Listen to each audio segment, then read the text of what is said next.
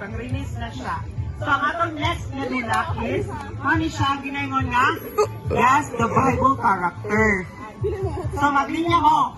So, kinsa itong inyong representative, dapat siya ang sa likod. Pinaka-the best nga representative na feeling ninyo hug siya sa mga Bible character. Sa mga Bible story.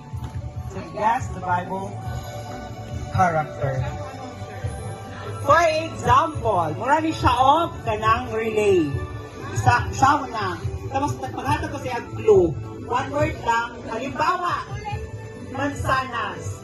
Kinsa ko nga Bible character. Ano na yun, Rick? Sige, muna. Wait lang. Ano po? Ang imong tulo. Paghatag ako one word na clue. So ang last, siya mo tag kinsa nga Bible character.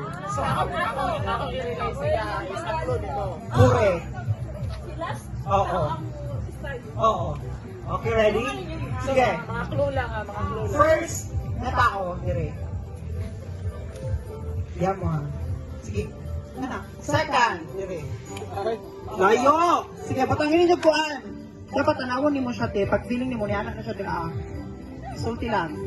Tapos dire. Tapos kamo, dire mo, dire. Naakapat. Arnel, dire. Bawal lumukan ha. Okay, ready? Dulo na mo sila. Doon mo sa yadin, sila na po na na. Pag doon ninyo, balik mo. Hung-hung lang. Okay, ready? Go.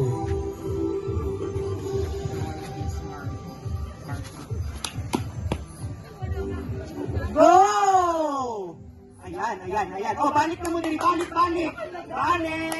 We have 3 rounds lang po tayo ngayon.